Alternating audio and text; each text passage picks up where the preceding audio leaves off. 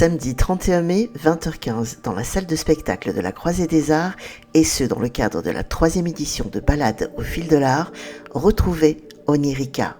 Création et mise en scène, CBLM et Dahlia Spencer.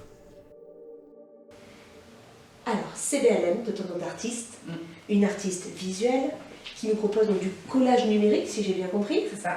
Alors, ton univers, il est très poétique, nourri de symbolisme, de pop culture, de récits de transformation. Explique-nous un peu comme ça comment on s'intègre dans un univers pareil. Alors, ça me vient principalement de la pratique du collage en fait.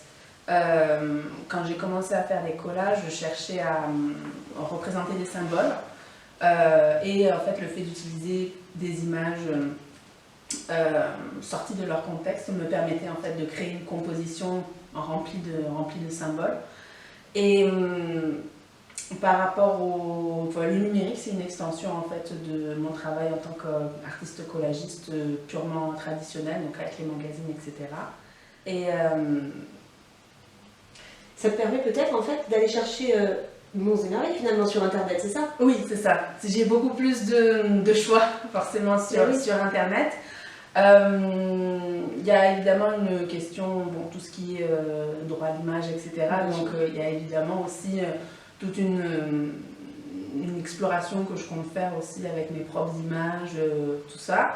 Et d'où est venu par rapport à tout ce projet-là, c'est évidemment la tendance actuelle, on va dire, de l'utilisation de l'intelligence artificielle, qui est très controversée parmi les artistes, mais qui a cette capacité de faire un petit peu, entre guillemets, ce que je fais, c'est-à-dire c'est une grande bande d'images qui va mélanger tout ça pour pouvoir créer quelque chose. Voilà. Et en fait, c'est cette intégration-là qui est intéressante. Et alors, si on devait voir un tableau, là on ne les voit pas, imagine, donne-nous comme ça, qu'est-ce qu'on va retrouver en fait? Parce que la pop culture, c'est un peu toute ma jeunesse. Voilà, qu'est-ce qu'on va retrouver, cet univers du rêve? Comment tu arrives à nous immerger là-dedans? Toi, par exemple, si on devait choisir 3 références au hasard qu'on pourrait retrouver au sein d'une œuvre, j'imagine qu'une œuvre, c'est énormément de choses. Mais 3 références comme ça au sein d'une œuvre, 3 personnes qui vont nous parler, enfin personnes, mots, icônes, ce que tu veux, qui vont nous parler à tous, et on va dire, ça y est, là je suis dans l'univers de CBLM. D'accord, oui. Moi, c'est beaucoup, quand je dis pop culture, c'est plus, c'est aussi actuel. Ça va être tout ce qui est les rappeuses actuelles, notamment une grande passion pour Beyoncé actuellement. Son dernier album, Cobo Carter, qui m'a beaucoup inspirée en fait pour Onirica. Après, moi, je suis beaucoup, c'est pas vraiment de la pop culture, mais s'il y a un côté un peu witchcraft, witchy, etc. Je suis une grande fan de tarot et d'oracle. Excellent. Voilà. Donc ça fait référence aussi à des séries que j'ai vues il y a très longtemps. Quand j'étais, voilà, exactement. Ça, récemment après sur Netflix, il y a eu Sabrina, toutes les aventures de Sabrina, etc. Ça, et puis après, c'est surtout beaucoup de références musicales. Moi, je suis beaucoup dans le disco, beaucoup de... Ouais. On a du Travolta. C'est ça. Non, mais c'est génial. Non, mais tu vois, ça nous permet aussi de mieux comprendre, aussi de mieux s'immerger un peu dans ta vie artistique. Alors j'ai une question, Belinda, pour notre invitée. Alors je connais le côté artiste numérique et collagiste, mais pas celui d'aller sur scène. Alors j'ai vraiment hâte de te voir samedi soir. Comment tu fais pour sauter le pas? C'est en fait quand on a établi, en fait d'où c'est parti, c'est que Alex m'a dit voilà, rêve, hein, vas-y écris-moi en fait un scénario, etc. Et en ce moment, j'étais beaucoup dans tout ce qui était, voilà, je le disais, Cobo Carter, etc. J'ai écouté l'album en boucle, donc j'étais vraiment immergée dans le Far West, à savoir pourquoi. Donc j'ai écrit une histoire, pas forcément réaliste non plus, il y a un côté réaliste, mais il y a également un peu un côté mystique derrière. Et en fait, du coup, à la base, c'était Alexandra qui devait être le personnage principal. Et elle, c'est elle qui voulait m'intégrer quand on commençait à bosser sur le scénario. Et en fait, ça s'est ajouté naturellement, en fait, parce qu'effectivement, il y a des scènes où ça paraissait pertinent qu'il y ait plusieurs personnages et que le personnage d'Alexandra interagisse avec quelqu'un d'autre en fait, et qu'elle soit pas juste toute seule sur scène avec mes collages à l'arrière. Donc voilà, je me suis intégrée au truc et je suis très contente, même si c'est vrai que c'est un challenge. J'ai pas fait de théâtre et aussi il y a très longtemps. Donc ouais, c'est hyper intéressant en fait comme exercice, on va dire. Ouais. Et c'est quoi ton personnage? J'en ai plusieurs.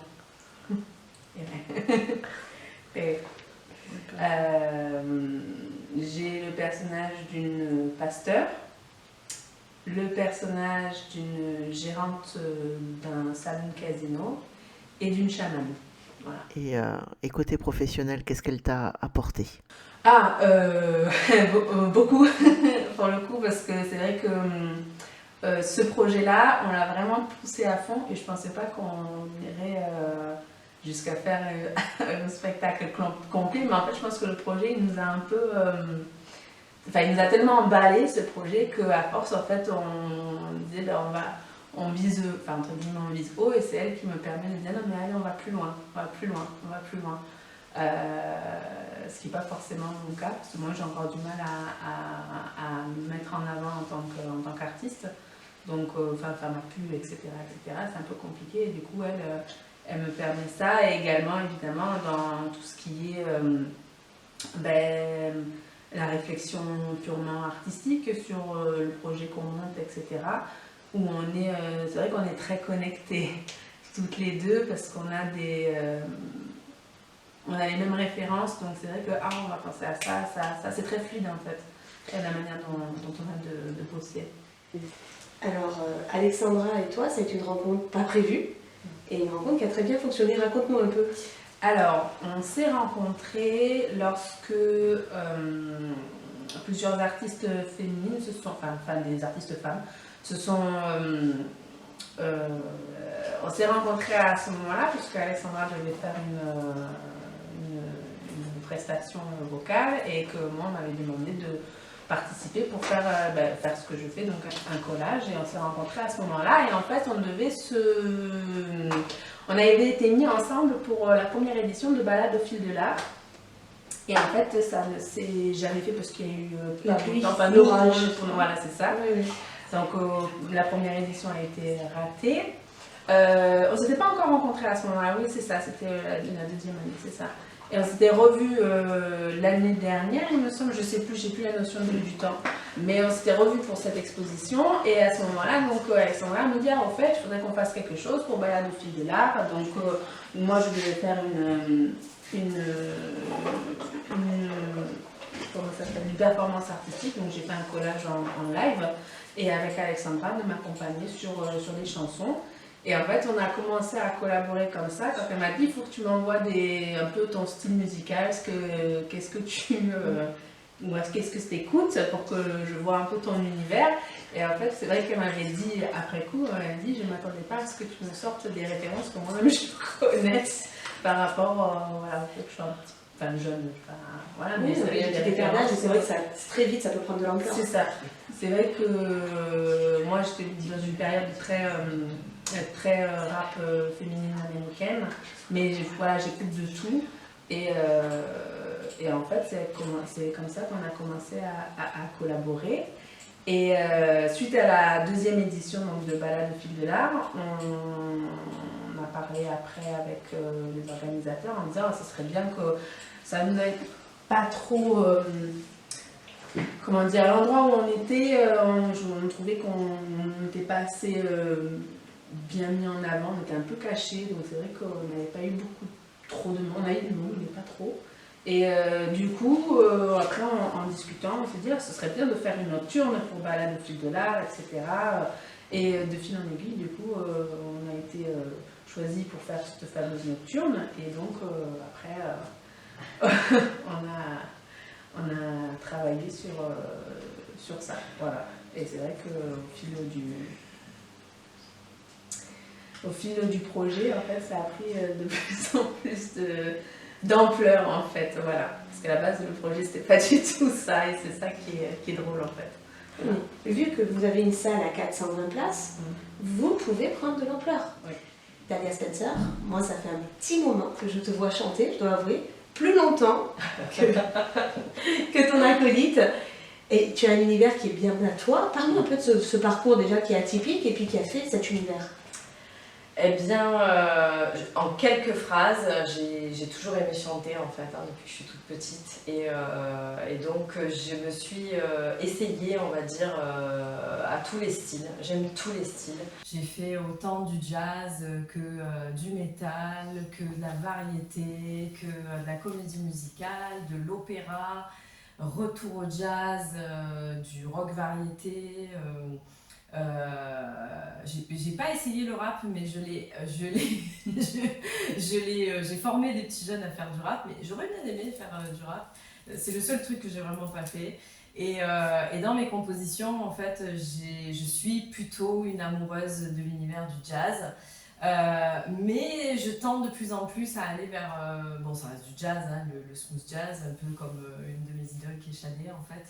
Et aujourd'hui, en fait, je crois que je me définis vraiment comme une chanteuse. Je suis une chanteuse, voilà, j'aime tout chanter, c'est un peu ça, un peu de folie, un peu beaucoup d'ailleurs, un peu beaucoup de folie, un peu caméléon, j'aime bien donc rentrer dans différents univers, dans différentes postures. Voilà, ça m'éclate. J'ai fait du cabaret aussi, j'en refais encore. Donc voilà, je pense que oui, ce qui me définit, c'est vraiment chanteuse. Je suis vraiment une chanteuse. Voilà, j'aime tout chanter. Ça donne tellement envie d'écouter les différents styles, mais tellement. Et alors, on le disait tout à l'heure, cette collaboration, elle s'est faite sans la prévoir. Ouais. Et au final, elle nous a expliqué beaucoup l'apport que tu avais eu sur elle. Et l'inverse. Toute collaboration fait qu'il y a un échange réciproque. Comment tu l'as vécu, toi, cette collaboration ? Vu notre différence d'âge, en fait, ça a été génial parce que je pense qu'on est vraiment... C'est difficile de dire ça, mais je vais vraiment me risquer à dire ce mot. Je pense qu'on était vraiment destinés à se rencontrer parce qu'on s'était croisés, puis on s'est recroisés, puis on a appris qu'on devait collaborer ensemble en dehors du milieu artistique. Et très rapidement, je me suis rendu compte qu'on avait vraiment des choses à se dire, malgré nos différences d'âge. Et ce qui était fou, c'est qu'on se rejoignait en fait. Moi du haut de mes 45 ans passés et puis 25-27. Et en fait, moi j'ai trouvé ça génial parce que je me retrouvais quelque part, j'ai retrouvé un peu de ma folie, de ma jeunesse, en ayant ma maturité d'aujourd'hui, et je trouvais ça génial parce que du coup ça m'a vraiment redonné un élan de créativité et de me basculer encore dans autre chose qui est complètement à côté de tout ce que j'avais fait, et je trouvais ça génial de la suivre en fait dans cette collaboration. Rien le fait de l'accompagner dans le collage la première fois, ça a été super parce que je m'attendais pas du tout à ça en fait, parce que la première fois qu'on m'a appelée pour collaborer avec Charlène, je la connaissais pas en fait au final. Et quand j'ai vu ce qu'elle faisait, ses œuvres, je me suis dit waouh, c'est génial, je vais encore explorer autre chose grâce à ma musique et au chant. Et du coup, ça a été vraiment un élan artistique supplémentaire à cocher dans ce que j'avais fait en fait. Voilà. Génial pour moi en fait. Et qu'un début, visiblement. Ouais. C'est ça.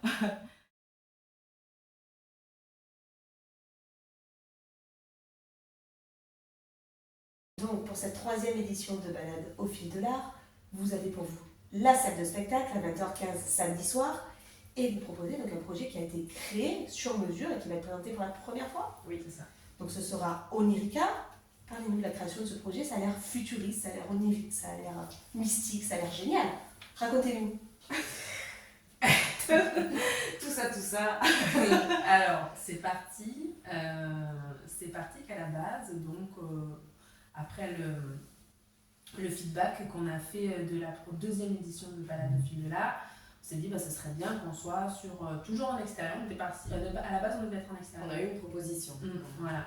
De faire donc la nocturne, et Alexandra me dit ce serait cool que tu m'intègres à un de tes collages. Alors, du coup, on commence à réfléchir sur comment faire, etc. On est parti sur des collages géants. Et après, on a dit peut-être que c'est pas possible à réaliser, les collages géants. En extérieur, ça aurait été... Il y avait beaucoup de logistique à prendre en compte. Et effectivement, après, parce qu'on devait trouver une thématique. Et c'était parti de... On est parti, le délire est allé très très loin en arrière, c'est-à-dire que on ne savait pas déjà si on devait se produire sur la place Malherbe ou le parvis de la Basilique. Si on se produisait sur la place Malherbe, je lui ai dit je voudrais être habillée en collage. Et c'est parti de là. Je voudrais être habillée en collage. Cet habillé en collage est devenu finalement pourquoi tu ne m'intégrais pas dans une œuvre, parce qu'elle a des œuvres avec des personnes qu'on voit. Et pourquoi je ne ferais pas comme si je sortais de l'œuvre. En grandeur nature. En grandeur nature. Donc du coup le tableau il est devenu géant dans nos têtes en fait. Et ok, comment on va faire pour les coller? Sur des planches de bois. Ok, d'accord. Comment on va faire pour transporter les planches de bois? On ne sait pas. Ouais, et un jour elle est arrivée avec des images numériques. Et là je lui ai dit... Mais c'est bien sûr, nous allons tout mettre sur le grand écran. Voilà. Mais comment allons-nous faire pour le grand écran? Et donc nous voilà à la Croisée des Arts parce que c'était l'endroit où on pouvait faire, disons à faible budget, voire pas du tout de budget parce que c'est une création. On pouvait donc mettre en place ce qui était sorti de nos esprits complètement. C'est ça. Voilà. Donc, tu vas sortir de l'écran. Et oui, finalement, on va sortir de l'écran. Vous allez sortir de l'écran. Avec un troisième protagoniste qui est Raymond Xavier, en fait, qui est un ami avec qui je collabore sur d'autres productions avec un chef d'orchestre. Oui, qui est un acteur. On peut quand même parler de lui parce que avec Raymond, c'est vraiment une relation qui est géniale depuis 2 ans parce que je l'ai rencontré sur une comédie musicale, Les Misérables. Et j'ai une admiration profonde pour son jeu d'acteur et c'était évident. À un moment donné, on cherchait quelqu'un, puis c'était devenu une évidence de travailler avec lui. Moi, comme je connais personne, voilà. Je dis bah oui, vas-y, Donc on a vraiment, donc du coup la fluidité du jeu théâtral, elle était là puisqu'on se connaissait. Et ça a pris super vite avec Charlène aussi. Et donc on est 3 à sortir de l'écran. Voilà. Et alors sans trop en dévoiler, mais quel thème doit être abordé une fois que vous êtes sorti de l'écran? Il va bien falloir qu'il se passe quelque chose.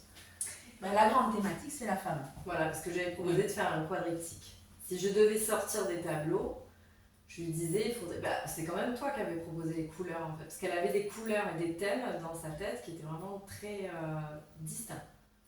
On ne lui les dira pas parce que si on vous dit... Ah mais non, on fait la surprise quand même, lâchez pas tout. Hein. Et c'était ce quadriptyque.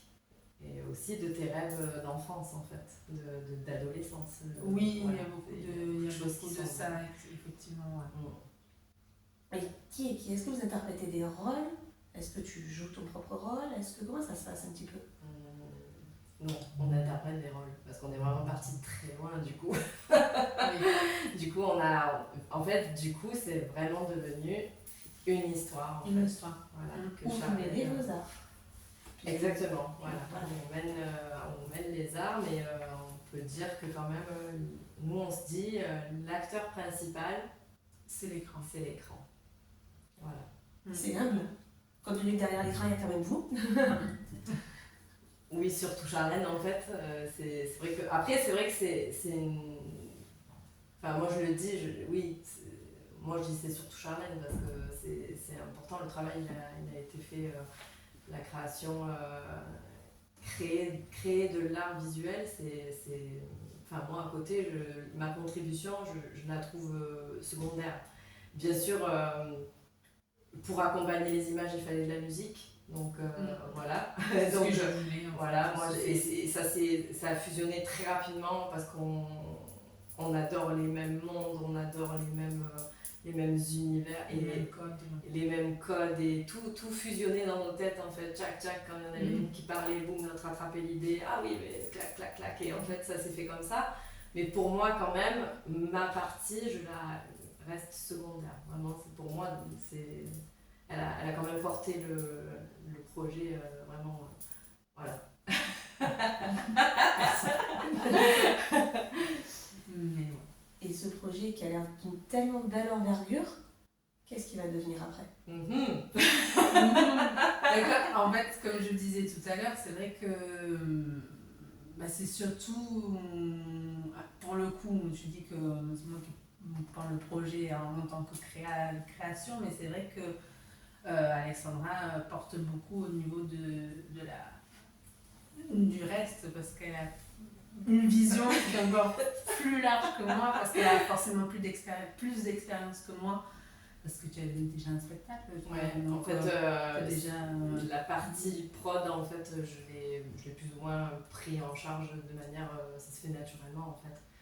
Et oui, c'est un bébé, et on a envie qu'il grandisse. Il y a plein de choses à faire encore, en fait, dedans. C'est... comme on dit dans le jargon du métier, this is a work in progress. Donc voilà.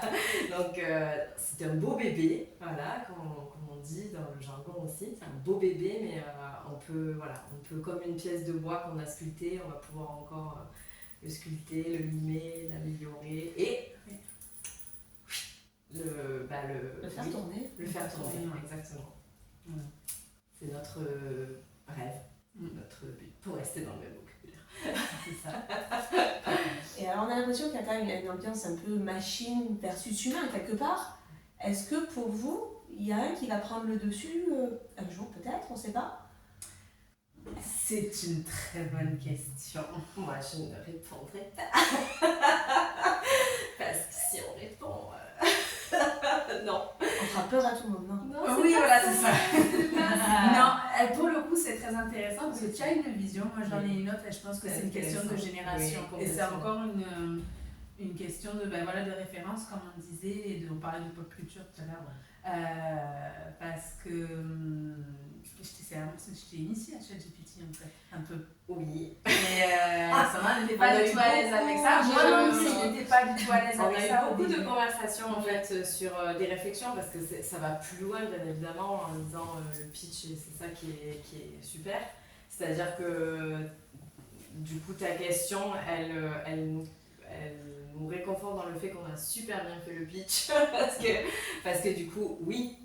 Derrière tout ça, et en fait nous on dit souvent que il contient plusieurs couches de compréhension en fait. Il a plusieurs strates, il touche beaucoup de strates en fait de sujets, dont celle qui questionne tout le monde actuellement. Et on a eu beaucoup de conversations philosophiques sur l'introduction de l'intelligence artificielle dans nos vies, dans la création, et du coup, moi je ne répondrai pas parce que j'ai ma petite idée, mais j'ai pas envie de le dire parce que c'est quand même, il faut qu'on vienne voir le spectacle pour savoir.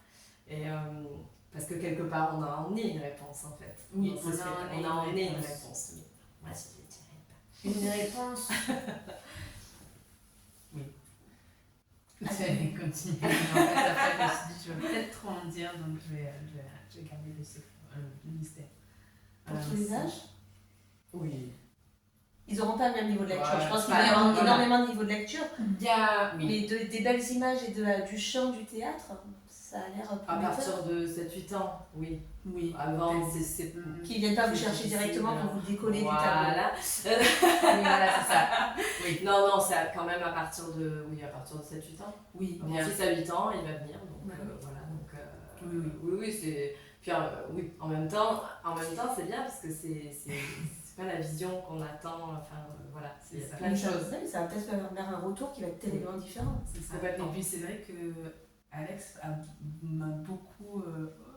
S'il te plaît. Ça va être tout public. Parce que c'est vrai qu'après, en tant qu'artiste, il y a des choses que j'aborde qui sont quand même un peu sombres et que je le montre sombre. Donc, et en fait, Alexandra m'a dit... voilà. Moi, j'ai voulu tout public pour justement qu'il s'envole après. C'est quand même plus facile. Et puis là, c'est vraiment la volonté des balades au fil de l'art. Hein. Oui, c'est la volonté de faire un point entre le public néophyte, les artistes, et de créer la rencontre. Tout à fait. Et c'est pour ça que ce sera en entrée libre, et je le rappelle, à la salle de spectacle de la Croisée des Arts, samedi soir à 20h15. C'est ça. Merci Lucie. Merci beaucoup.